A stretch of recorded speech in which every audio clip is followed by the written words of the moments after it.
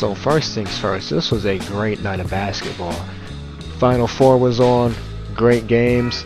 Villanova and Kansas got out of hand a bit, but it was still a competitive game at some point.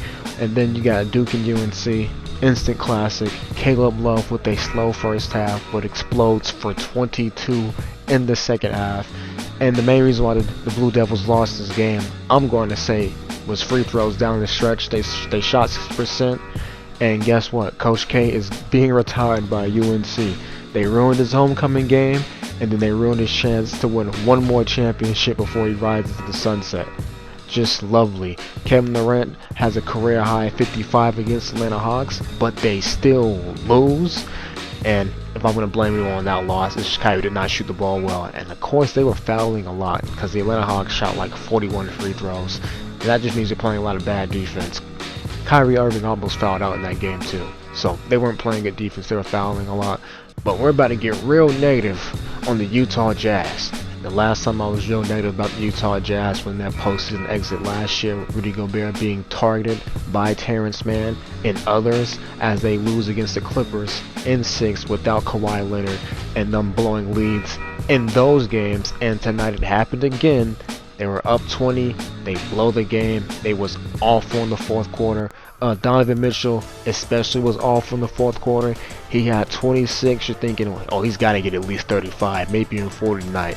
Scoreless in the fourth quarter, Utah Jazz, they start out that fourth quarter with an 18-0 run, and they didn't score anything late in the fourth quarter by getting some free throws, but they were god-awful down the stretch, especially Donovan Mitchell. And if I'm Utah, I just think they gotta blow it up. That's not a winning formula. They've done the same thing year in and year out. They get exposed by teams that can scheme against Rudy Gobert and shoot the three ball really well. And they're a team that lives by the three, dies by the three. They was taking a lot of dumbass contested threes tonight in that fourth quarter. Donovan Mitchell's passing was off in the fourth quarter with some turnovers, but also him just missing Rudy Gobert when the Klay Thompson's on him underneath the basket. And we are all well aware that Rudy Gobert's offensive skill set is not the most developed or polished out there. But when it comes to comparable players that have the same role as him, Clint Capella has more games where he's taken 10 shots in their last 10 games played than Rudy Gobert does. He's taken 10 shots in 5 of their last 10 games, and Rudy Gobert has taken 10 shots in 3 of his last 10 games. And they are like the same player, but whatever Clint Capella does, Rudy Gobert does better. Whether that's rebounding, whether that's defending, I don't know why, but they do not respect Rudy Gobert at all on offense. Like his team doesn't. I can understand the defense not respecting him. I get that. But when his team elects to take a contested three over giving Rudy Gobert the ball when there's a guard on him, a 6'4" guard on him, that just shows you what they think about him. You just have to look for trade partners when it comes to Donovan Mitchell and Rudy Gobert, because you're not attracting free agents in Utah. It doesn't matter how stable your organization is. This core has shown time and time again that they cannot, advance past second round. That is their ceiling. They're a second round playoff team.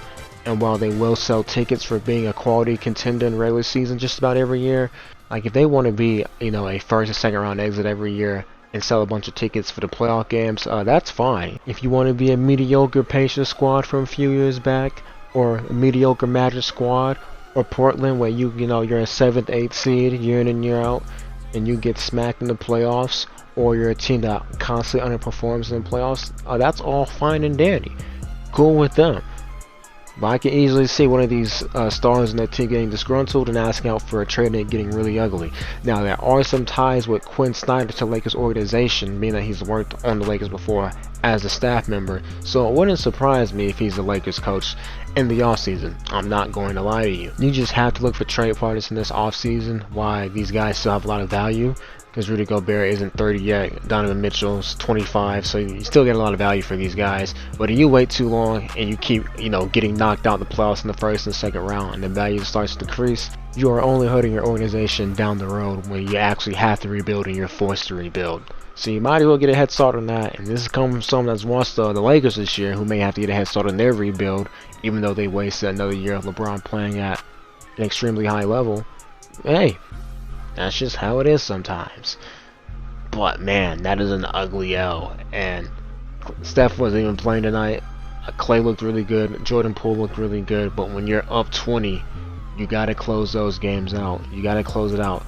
It's not even the fact that the Warriors made the close game. Like, they're a good perimeter shooting team.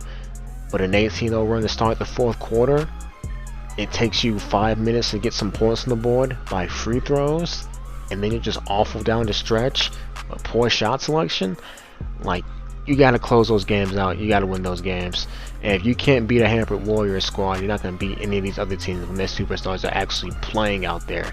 Some potential teams you can look out for: Donovan Mitchell. Well, you can look at New York, you can look at Miami, big markets, but mainly at Miami because it'll be a good fit there.